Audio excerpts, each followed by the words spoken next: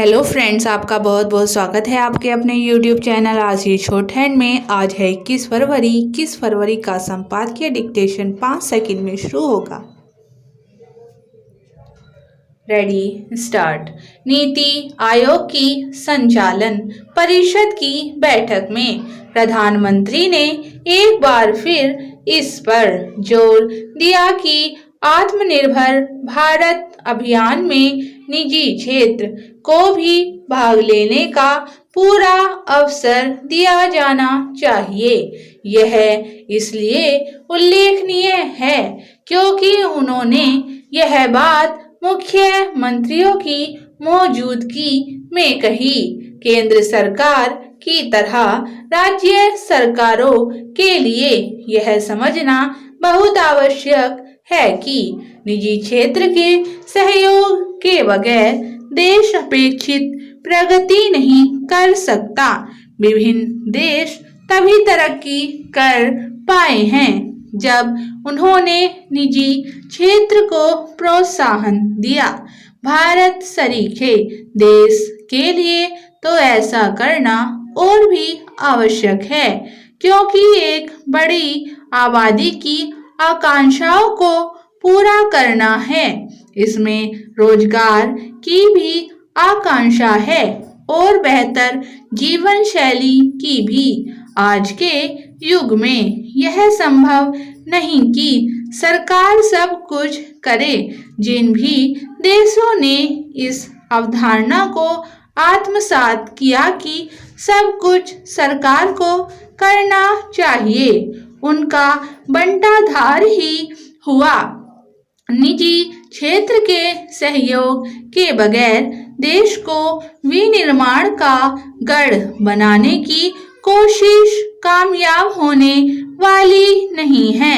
सरकारों का काम उद्योग धंधे चलाना नहीं, बल्कि वे बेहतर तरीके से कैसे चलें इसके लिए समुचित नियम कानून बनाना और उनका सही तरह से पालन सुनिश्चित कराना है। जैसे सरकारों के लिए यह आवश्यक है कि वे निजी क्षेत्र को पर्याप्त प्रोत्साहन दें, उसी तरह इस क्षेत्र के लोगों के लिए भी यह जरूरी है कि वे आगे आएं और चुनौतियों का सामना करने के साथ उस अवसर का लाभ उठाएं जो उनके सामने हैं। वे प्रतिस्पर्धा का सामना करने के लिए तैयार हों तो विश्व की जरूरतों को आसानी से पूरा कर सकते हैं। ध्यान रहे, आत्मनिर्भर भारत अभियान का उद्देश्य देश को आत्मनिर्भर बनाने के साथ विश्व की जरूरतों को पूरा करना भी है। हैरानी इस पर है कि आर्थिक प्रगति में निजी क्षेत्र की महत्ता से भली तरह अवगत होने के बाद भी कुछ राजनेता न केवल अप्रासंगिक हो चुकी समाजवादी सोच से चिपके हुए हैं, बल्कि निजी क्षेत्र के उद्यमियों को खलनायक की तरह पेश करने का भी काम कर रहे हैं। राहुल गांधी और कुछ अन्य कांग्रेसी नेता ठीक यही करने में लगे हुए हैं।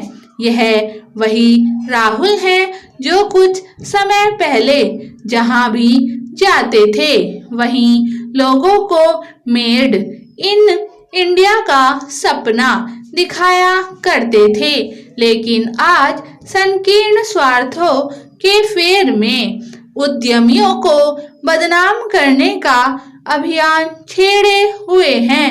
यह केवल सस्ती राजनीति ही नहीं, उद्यमशीलता पर भी की जाने वाली चोट है। यदि देश को आगे ले जाना है तो केंद्र और राज्य सरकारों को निजी क्षेत्र विरोधी इस क्षुद्र राजनीति के खिलाफ डटकर खड़ा होना होगा। स्टॉप।